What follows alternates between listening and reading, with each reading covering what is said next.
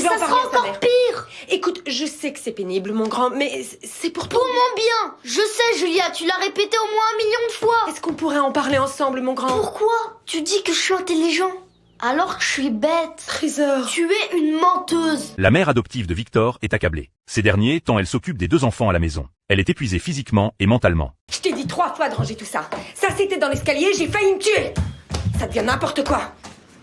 Vous allez monter dans vos chambres et remettre tout ça à sa place. Elle veut se confier à son mari, mais il l'interrompt sans cesse. Elle voit un message de son premier amour et l'appelle pour se confier. Après avoir vidé son cœur, elle se sent beaucoup mieux. Le lendemain, c'est la réunion parents-professeurs. L'enseignante lui annonce que Victor échoue dans plusieurs matières. Il risque de redoubler. Elle retient ses larmes et se réfugie dans la salle de sport. Son premier amour la trouve par hasard. Il s'enlace pour se réconforter. À ce moment, elle réalise que quelque chose ne va pas.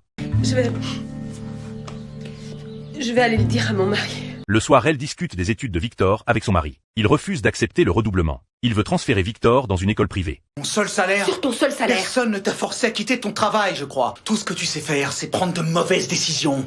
Tu es complètement inutile. Elle s'effondre émotionnellement. Dès son arrivée à l'école, Victor est moqué par ses camarades. Et regarde, le boulot, Le moral au plus bas. Il passe sa colère sur sa petite sœur et sa mère adoptive. Victor, qu'est-ce que tu fais? Ferme-la, Sydney. Victor. Maman, t'as entendu ce qu'il a Victor, dit? t'arrêtes ça tout de suite. Sydney, tu montes dans ta C'est chambre. trop injuste. Victor, tu C'est redescends, trop s'il te plaît. injuste. Veux-tu revenir ici? Elle ne sait plus quoi faire. Elle appelle son mari, mais personne ne répond. Elle se rend directement à son entreprise. Elle le surprend en train de déjeuner avec une collègue. Qu'est-ce que tu fais ici? On peut discuter. Ok, mais où sont les enfants? Ils sont... Chez mes parents. On peut parler, s'il te plaît. Toi, je t'ai appelé 5 fois, je t'ai envoyé des Non mais SMS. c'est de ma faute, j'ai été absolument... Non, ça n'a rien à voir avec vous, Pete. Écoute, Julia, je travaille pour l'instant. Donc nous parlerons de tout ça ce soir.